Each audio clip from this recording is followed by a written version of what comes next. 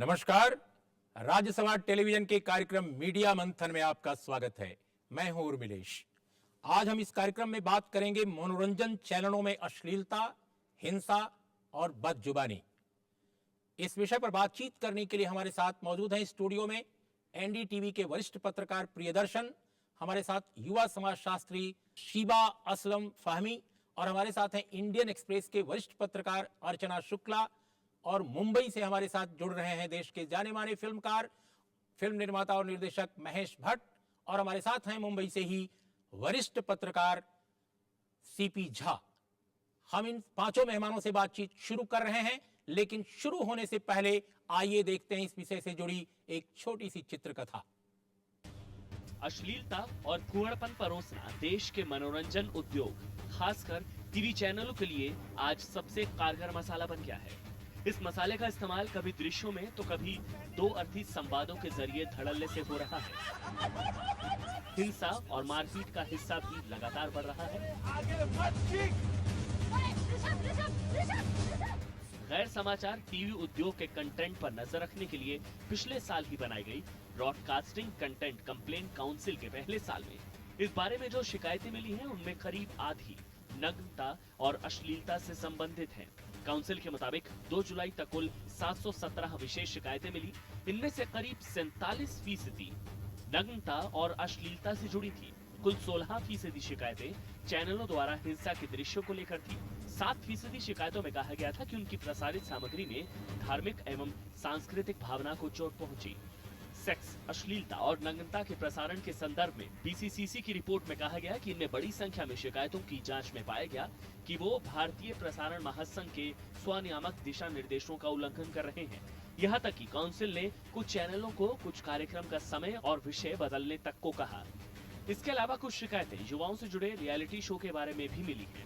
इनमें प्रतिभागियों द्वारा अश्लील भाषा के इस्तेमाल पर चिंता जाहिर की गई है। तमाम चिंताओं के बावजूद भारतीय टीवी चैनलों में भूअड़पन, गाली गलौज और हिंसा का दौर खत्म होने का नाम नहीं ले रहा है। कुछ चैनलों ने तो सीजन दर सीजन बेशर्मी के सारे रिकॉर्ड तोड़ दिए। सामाजिक और पारिवारिक जीवन को आज जिन नकली किरदारों और बेतुकी कथाओं के जरिए पेश किया जा रहा है, उससे हमारे सामाजिक जीवन और यथार्थ का दूर दूर तक कोई रिश्ता नहीं। हिंसा, अश्लीलता और अभद्रता का आलम यह है कि रियलिटी शो के एंकर कार्यक्रम के प्रतिभागियों के साथ जिस तरह का बर्ताव करते हैं, वो भी हैरत अंगेज है। और ये सब कुछ मजा और मनोरंजन के नाम पर हो रहा है। ये मजा और मनोरंजन कितना खतरनाक है, इसके अनेक उदाहरण भी मौजूद हैं। दीनानाथ चौहान, बाप का नाम क्या था? अभी ज्यादा समय नहीं बीता है जब शो में अपने बारे में की गई अपमानजनक टिप्पणी से आहत होकर एक व्यक्ति ने आत्महत्या कर ली। टीआरपी के लिए कुछ भी करने का टीवी चैनलों का ये नजरिया समाज के लिए घातक साबित हो रहा है। Bureau report, Rajya Sabha TV. Archana, हम बातचीत की शुरुआत आपसे करते हैं। आपने बीसीसीसी की रिपोर्ट के बारे में हमारी चित्रकथा से देखा कि जितनी कंप्लेंट्स आई हैं, जितनी शिकायतें आई हैं आम दर्शकों की, उसमें आधे से ज्यादा शिकायतें हिंसा, बदजुबानी, अश्लीलता, नग्नता से जुड़ी हैं। मैं ये नहीं कह रहा हूं कि किसी तरह का कोई नियंत्रण या इस तरह की सेंसर की कैंची मनोरंजन के चैनलों पर, एफएम पे, प्राइवेट एफएम पे इस पर हो, लेकिन सवाल यह है कि क्या दर्शक को बिल्कुल मूक बना दिया जाएगा? क्या उसकी कोई से नहीं रहेगी? वो क्या देखना चाहता है, क्या नहीं देखना चाहता है? आखिर हल क्या है इसका? दर्शक क्या देखना चाहता है, ये टेलीविजन चैनल्स पर जो कुछ भी दिखाया जा रहा है या मीडिया में जो भी परोसा जा रहा है, यदि आप ध्यान दें तो उसमें सबसे पहली बात वो यही कहते हैं कि हम तो वही दे रहे हैं जो वो मांगते हैं। और ये साबित होता है इस बात से कि जो पॉपुलर प्रोग्राम्स हैं, जो इस तरह के प्रोग्राम्स हैं, वो बहुत ही पॉपुलर भी हैं। तो ये सही बात है कि शायद ऐसे प्रोग्राम्स बिकते हैं। जहाँ तक कंप्लेंट्स की बात है, जहाँ तक आप कंप्लेंट्स की बात कर रहे हैं, तो वो मान के चलिए कि उससे 3 गुना ज्यादा कंप्लेंट्स होंगे। बहुत सारे अधिकतर दर्शक या तो जानते नहीं है कि शिकायत कैसे करनी है, या शिकायत करते ही नहीं। उनको मालूम ही नहीं कि फोरम क्या हो सकता है शिकायत का। उनको मालूम भी नहीं है। मुझे नहीं लगता कि ये दर्शकों से, इसको दर्शकों से आप किसी प्रकार से जोड़ सकते हैं कि दर्शक क्या चाहते हैं या हम उन्हें वही देंगे जो वो चाहते हैं। मेरे ख्याल से ये स्वयं पर एक जिम्मेदारी लेने की बात है कि हम डिसाइड करें, जो कंटेंट प्रोड्यूसर्स हैं वो डिसाइड करें कि क्या।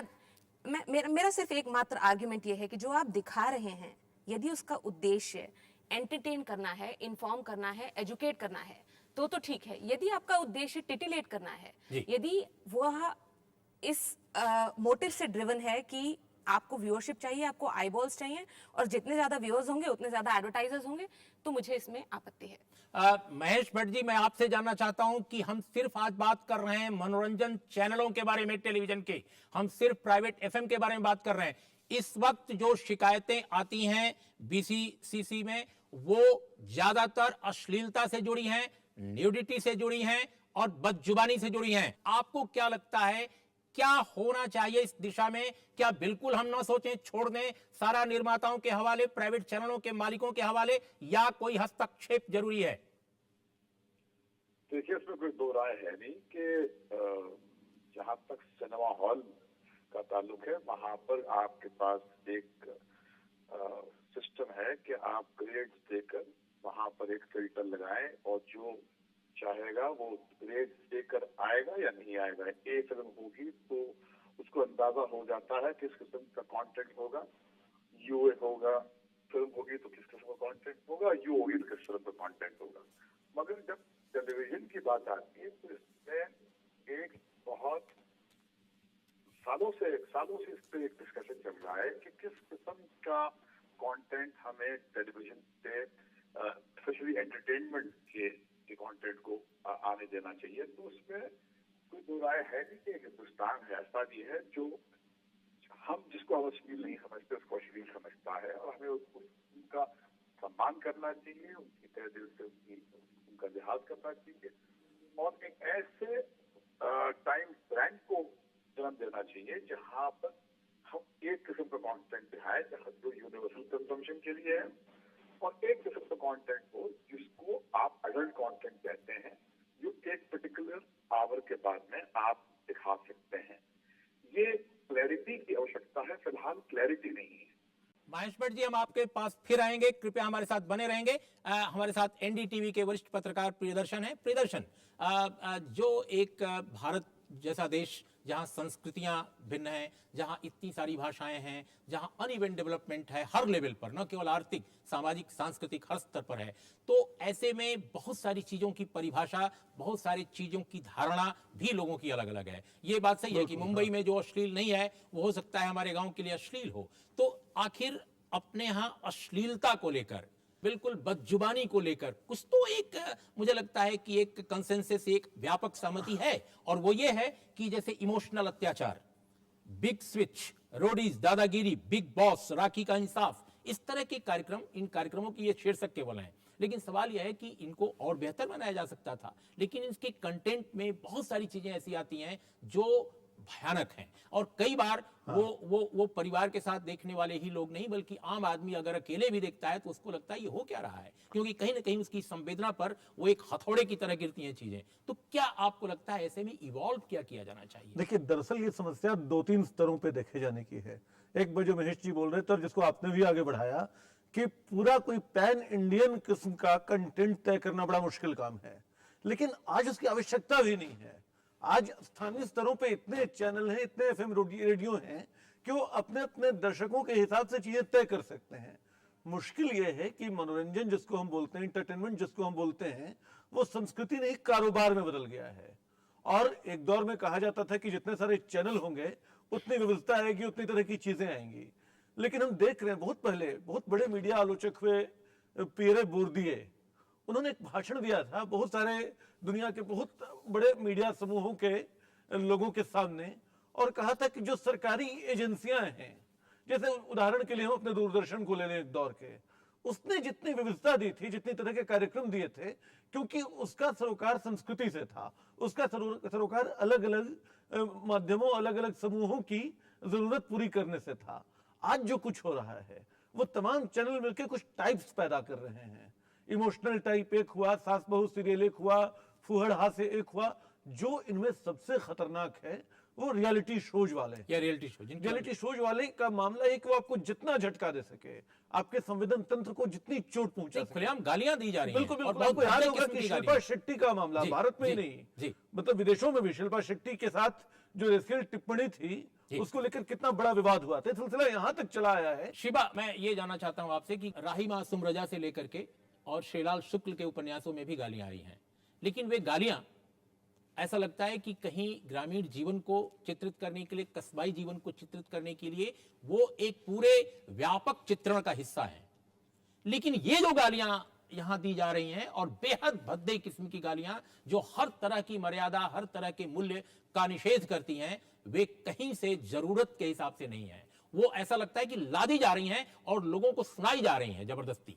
तो ये एक समाजशास्त्री होने के नाते ये जो रियलिटी शोज में हिंसा, नग्नता, एक तरह की विभत्स किस्म की जो अश्लीलता है और जो बदजुबानी है, इन चार चीजों को लेकर आपकी क्या सोच है? देखिए, नैतिकता के सवाल हमारे देश में इस वक्त बहुत ऊहापोह से गुजर रहे हैं, क्योंकि एक तरफ मार्केट का जश्न है, सरकार से लेके, कॉरपोरेट से लेके अर्बन मिडिल क्लास तक मार्केट का सेलिब्रेशन है, जश्न है, और दूसरी तरफ इसी मार्केट की उपज है ये टीवी सीरियल जो सिर्फ और सिर्फ मुनाफा कमाने आए हैं। आप इसको कैसे रोक सकते हैं? ये नैतिकता के सवाल आपके यहाँ अब सवाल ही नहीं रह गए। और ये बात सोचना कि दर्शकों पे छोड़ दिया जाए या क्रिएटिव आज़ादी आप जिसे कहते हैं उसके नाते छोड़ दिया जाए, ये दिग्भ्रमित करता है पूरे मामले को। ये बिल्कुल वैसी बात है कि आप झूठ मूठ ऊपर से तो इसको आलोचना कर रहे हैं, लेकिन अंदर से आप भी इसको सपोर्ट करने जा तो रहे क्या हैं। आप कोई मैकेनिज्म की बात करना चाहेंगी? बिल्कुल बिल्कुल एक मैकेनिज्म हो। देखिए, जनता क्या मांगती है ये बिल्कुल अहम नहीं है। आपने अपने लिए, एक राष्ट्र के लिए क्या सरोकार तय किए हैं ये ज्यादा जरूरी होता है, और ये राष्ट्रीय सरोकारों से मिलजुल के उसकी हमाहंगी के साथ आगे बढ़े, ये बहुत जरूरी है। चंद्र प्रकाश, आपसे हम जानना चाहेंगे कि जो ये कह रही हैं फिल्मों के लिए सेंसर बोर्ड है, लेकिन शिवा ये कह रही हैं कि जो प्राइवेट चैनल्स हैं मनोरंजन के, जो तमाम तरह की विभत्सता की सरहदें क्रॉस कर रहे हैं, उनके लिए भी कोई मैकेनिज्म होना चाहिए, क्योंकि केवल शिकायत केंद्र से बात नहीं बन रही है। तो क्या आप इसे सहमत हैं? देखिए उर्मिला जी, दो बात है इसमें, और मैं ये मानता हूँ कि हमारे देश में जो कुछ भी जहाँ कहीं भी हो रहा है उसको देश के संविधान और विधान के हिसाब से चलना चाहिए, ब्रॉडर, उसका उल्लंघन नहीं होना चाहिए। हमारे देश के संविधान में साफ लिखा हुआ है कि पब्लिक ऑब्सनिटी क्या होगा, जो सार्वजनिक जो हमारी अश्लीलता है ना उसको अलाउ नहीं करता हमारा लॉ इन्फोर्समेंट मशीनरी। जैसे फॉर एग्जांपल अभी अर्चना जी ने जो बात कही मैं उससे सहमत नहीं हूँ। लोकप्रियता का मतलब ये नहीं कि अश्लील साहित्य जो है हमारे देश समाज में खूब बिकता है, खूब मार्केटिंग होती है, पैसे बनते, लेकिन उसको हमारा कानून अलाउ नहीं करता। दूसरा सवाल, महेश भट्ट जी आपके स्टूडियो कार्यक्रम में बैठे, मैं एक सवाल उनसे पूछना चाहता हूँ अपनी बात कहते हुए। उनके फिल्म को सेंसर बोर्ड ने सर्टिफिकेट दिया, आपके सिनेमा हॉल में कोई बात नहीं, लेकिन जिसमें दो के जो इश्तिहार लगाए गए, फोटोग्राफ्स लगाए गए, पोस्टर्स लगाए गए मुंबई में, अभी हाल में बीएमसी बृहन मुंबई जो कॉर्पोरेशन है उसने उसको उठा के फेंक दिया। महेश भट्ट जी को जिस्म 2 थिएटर में दिखाने के लिए सेंसर बोर्ड ने सर्टिफिकेट दिया है, लेकिन उसके नग्न फोटो को आप सार्वजनिक रूप से अगर लगा रहे हैं तो जाहिर है it violets the law of the land. तो अभी वो अभी एक और आपके पैनलिस्ट ने जो कहा कि हमारा जो देश और समाज है संक्रमण के दौर से गुजर रहा है, बहुत कुछ उथल पुथल हो रहा है, क्लैरिटी किसी एक चीज को लेकर सारे लोगों में ये कह तो नहीं सकते। महेश भट्ट जी को उस बात से मैं कतई स्वीकार नहीं करता हूँ जिसमें उन्होंने कहा था कि अमेरिका में बिलियंस ऑफ डॉलर्स का पॉर्न इंडस्ट्री है। अमेरिका पॉर्न इंडस्ट्री के लिए तैयार हो सकता है कि नहीं, आई डोंट नो, लेकिन हिंदुस्तान उस इंडस्ट्री के लिए तैयार नहीं है। बिग बॉस में सनी लियोन को जिस तरह से उसमें उनका एक किरदार रखा गया, फिर उनको लेके एक फिल्म बनाई गई, ये सारी हिंदुस्तान की सिर्फ सेंसिबिलिटीज को चोट नहीं करता, हिंदुस्तान के कानून को नहीं चोट करता, हमारे पूरे सामाजिक सरोकार को चुनौती देता है। चंद्र प्रकाश, हम आपके पास फिर आएंगे, हम इस चर्चा को जारी रखेंगे और महेश भट्ट साहब से हम उनकी भी बात सुनेंगे, लेकिन अभी लेते हैं एक छोटा सा विराम।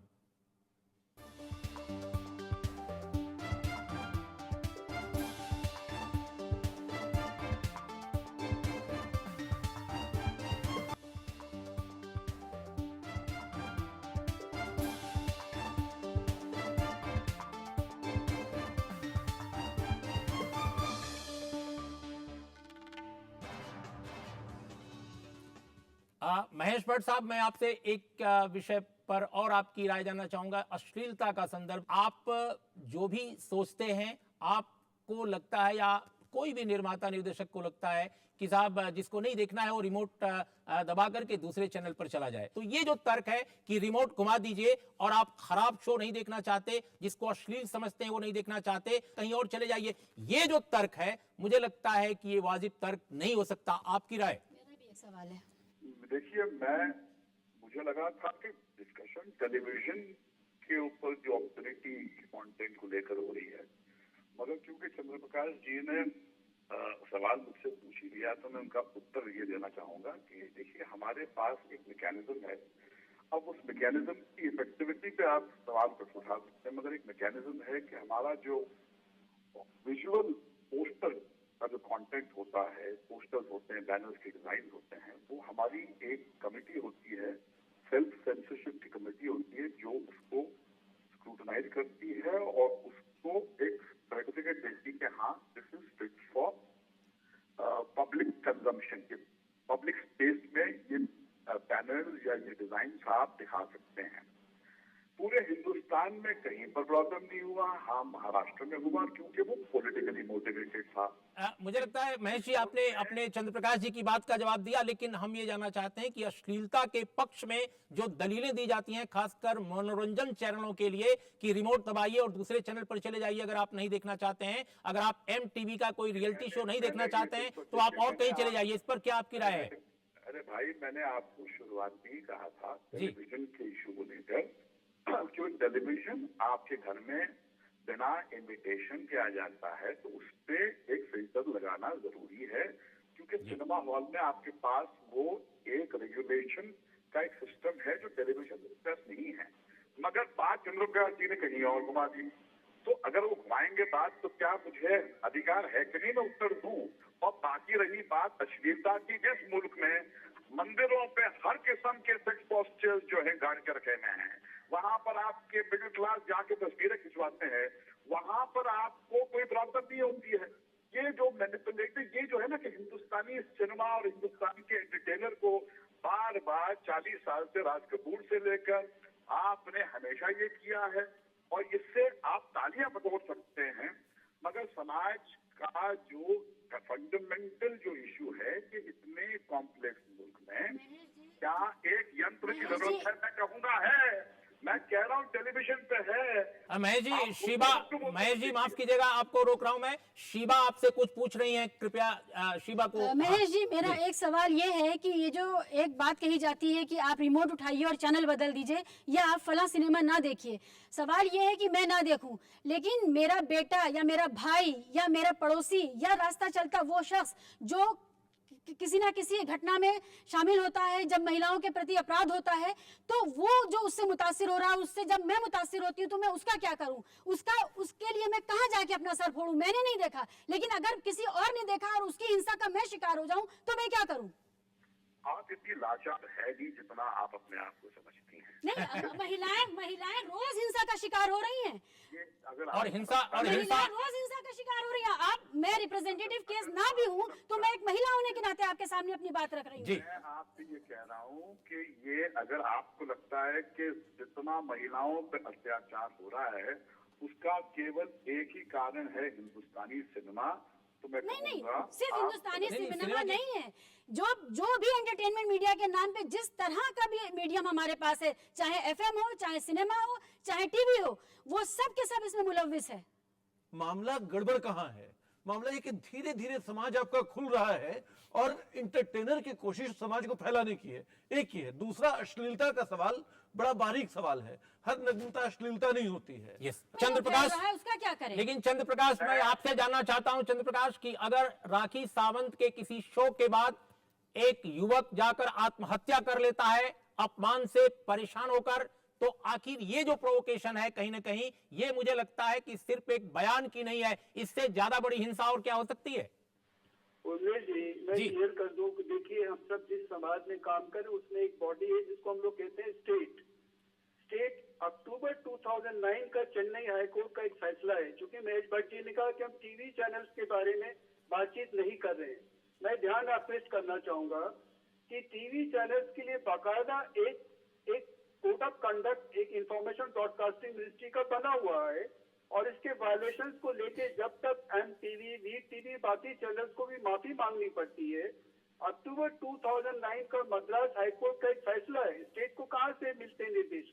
स्टेट को मिलते हैं जुडिशरी से, पार्लियामेंट से, आपके हमारे पब्लिक डिस्कशन से, तब स्टेट एक पॉलिसी बनाती है। तो टीवी कोई बहुत नया चैनल मीडियम तो है नहीं, इतने दिनों से टीवी चल रहा है, हम लोग से सीरियल शुरू हुए थे।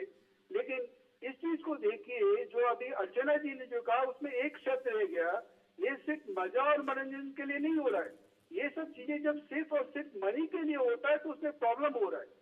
वही, क्योंकि जब आपका पूरा ध्यान कारोबारी इंटरेस्ट है, अगर $1 बिलियन से ज्यादा का इंडस्ट्री का कारोबार है पॉर्न इंडस्ट्री का अमेरिका का, तो अमेरिकन वो पॉर्न इंडस्ट्री चाहेगी कि उसके कारोबार के जो अवयव वो हिंदुस्तान में भी पकड़े, उसका माल हिंदुस्तान में भी बिके। चंद्र प्रकाश, मैं आप के बाद अर्चना से ही जानना चाहूंगा। अर्चना, ये जो कंटेंट कंप्लेंट का जो एक काउंसिल है, स्वयं आपकी बात से भी लग रहा है और लोगों की बात से भी कि जो शिकायतें आम जनता की, आम दर्शकों की हैं, वो वाकई चैनलों के स्तर पर जो आ रही हैं वो एड्रेस नहीं हो पा रही हैं। इसके बावजूद कि इस काउंसिल में बड़े समझदार, बड़े ही विवेकशील लोग हैं और वो चीजों को जानते हैं, तो क्या ऐसा नहीं हो सकता कि, मैं मानता हूं जो महेश भट्ट साहब कह रहे हैं कि इस विशाल देश में एक जैसा नियम, एक जैसी शर्तें आप नहीं थोप सकते, लेकिन इसके बावजूद जो रीजनल लेवल पर, जैसा कि सीपी कह रहे हैं, अलग अलग ढंग की काउंसिलें हों और वो मैकेनिज्म ज्यादा इफेक्टिव हो जिससे तत्काल कार्रवाई की जा सके। आपको याद होगा दिल्ली में ही एक चैनल को बंद कर दिया था सरकार ने आदेश देकर 1 महीने के लिए, जब उसने उमा खुराना के मामले में न केवल गलत बयानी की थी बल्कि स्टिंग भी पूरा वो चैनल वापस ऑन एयर था। और अभी आपने सुना होगा कि गुवाहाटी में जो इंसिडेंट हुआ जिसमें एक लड़की को मोलेस्ट किया मॉब ने और ब्रॉडकास्ट एडिटर्स एसोसिएशन के एक बहुत ही सीनियर सदस्य ने मुझे ऐसा बताया है कि उन लोगों ने अपनी एक फैक्ट फाइंडिंग टीम वहां भेजी थी और उन्होंने ऐसा पाया कि वो इन्वॉल्व थे उसमें। मैं ये कह रहा हूं कि अभी जो देश में जो हालात हैं इंटरटेनमेंट चैनल्स की, क्या इसके लिए आप काफी वर्षों से काम कर रहे हैं इस दिशा में, क्या आपको लगता है कि इफेक्टिव मैकेनिज्म की जरूरत है? तो बिल्कुल है। देखिए, हमारे पास मैकेनिज्म्स भी हैं। ये भट्ट साहब ने और झा साहब ने दोनों ने बातें उठाई। हमारे पास मैकेनिज्म्स हैं, हमारे पास व्यवस्था है। सवाल ये है कि क्या आप चाहते हैं, जो लोग ये परोस रहे हैं, क्या वह स्वीकार करते हैं, क्या वह तैयार है इस बात के लिए कि वो जिम्मेदार तरीके से अपना काम करना चाहते हैं?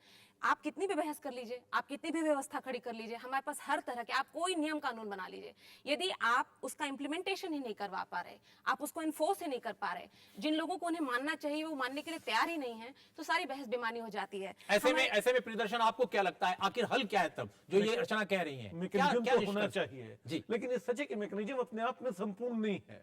जब तक सामाजिक मान्यता मिलती रहेगी, देखिए धीरे धीरे मैं बोल रहा हूं कि उस मसाले को और गाढ़ा किया जा रहा है जो सेक्स और हिंसा के नाम पे इंटरटेनमेंट इंडस्ट्री परोस रही है, सच है। लेकिन समाज उसको धीरे धीरे स्वीकार कर रहा है। 15 साल पहले अखबारों में ऐसी तस्वीरें नहीं छपा करती थी जैसे अब छपा करती हैं।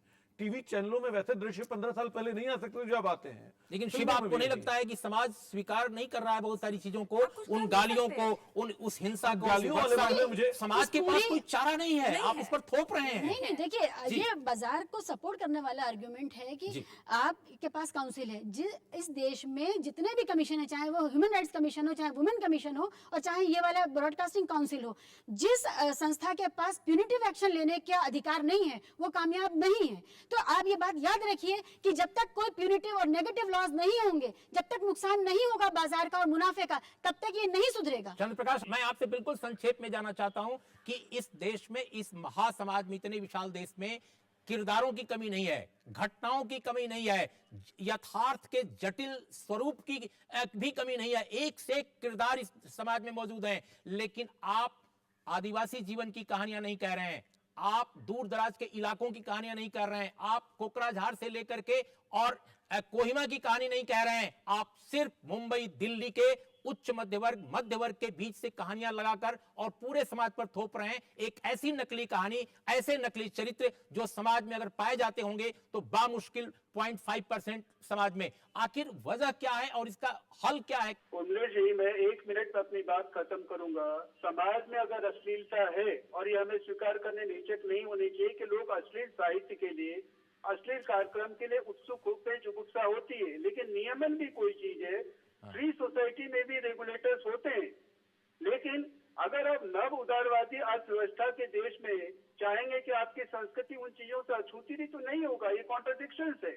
इसीलिए ये अभी जितने भी आपके पैनलिस्ट हैं वो करीब करीब सब वही करें। गठबंधन इसलिए हो रहा है कि हमारी जो अर्थनीति है वो तो नव उदारवादी रास्ते पे जा रही है, लेकिन हमारी सांस्कृतिक जो नीति है हम उसको चाहते हैं नव उदारवादी नीतियों के जो कुप्रभाव उससे बचे रहे। ये संभव नहीं है। हम सबको बैठ के जो सारे स्टेक होल्डर्स हैं, स्टेट के जो भी जुडिशरी है, लेजिस्लेचर है, सोसाइटी है, उनको बैठ के करना पड़ेगा। क्योंकि टीवी का इम्पैक्ट सिर्फ देखने वाले पे, अभी एक पैनलिस्ट ने सही कहा, बच्चों को पड़ता है। महेश भट्ट साहब, मैं आपसे अंत में जानना चाहता हूं, यह सिर्फ सरकार का दायित्व नहीं है, ये सिर्फ जर्नलिस्ट का दायित्व नहीं है, ये निर्माता निर्देशक सबका दायित्व है और दर्शक का भी एक तरह से है जो प्रोएक्टिव होकर अपनी बात कहे। आखिर इसमें क्या होना चाहिए, क्या मैकेनिज्म हो, मैं एक अंत में आपसे जानना चाहता हूं। देखिए, परिवर्तन जो है उसको आप रोक नहीं सकते हैं। आप लाख कोशिश कर लीजिए। डिजिटल एज में जब से इंसान ने प्रवेश किया है, इमेजेस आपके घरों में बिना किसी रेगुलेटर के आई जाएंगे, उससे जहनियत बदलती है। बस्तर के जंगल में मैंने आदिवासियों को देखा है कि वो स्टार वर्ल्ड पे वो इमेजेस देखते हैं जिसको आप सेंसर करना चाहते हैं। ये मैंने उसके लिए जिम्मेदार नहीं है, ये टेक्नोलॉजी जिम्मेदार है। और ये जो इमेजेस की एक बाढ़ आई है उसको तो आप रोकने से रहे। मगर हाँ, ये हमारा कर्तव्य है कि चंद्र प्रकाश हो, वो जिनसे मेरा मतभेद हो, जिनसे मेरी सोच का तालमेल नहीं हो, मगर हम एक समाज में जीते हैं। हम दोनों को एक दूसरे के साथ जीना है। मैं उनका सम्मान करूं, वो मेरा सम्मान करे और कोई एक मैकेनिज्म को जन्म दें जिससे ये ना बहान मुल्क है, इसकी सारी सेंसिटिविटीज को मद्देनजर रख के हम कोशिश तो करें। कामयाब होंगे या ना होंगे वो कल बताएगा। सर बहुत बहुत धन्यवाद आपको। सभी मेहमानों का बहुत बहुत धन्यवाद। मनोरंजन चैनलों में अश्लीलता, हिंसा और बदजुबानी, इस विषय पर चर्चा में अनेक कोण आए, अनेक पहलू आए और अलग अलग राय आई, लेकिन मुझे लगता है कि जो बीच की बात है, जो सबके मन की बात है, वो कि कहीं क्रिएटिविटी बाधित न की जाए, कहीं सृजन का जो पहलू है वो किसी अंकुश से, किसी नियंत्रण से बाधित न हो। जरूरत इस बात की है कि सृजन के साथ जिम्मेदारी भी हो। निर्माता निर्देशकों को भी इस बारे में संवेदनशील होना पड़ेगा। मुनाफे के अलावा मान, मूल्यों और मानवता के बारे में भी सोचना होगा। इन शब्दों के साथ आपका बहुत बहुत धन्यवाद।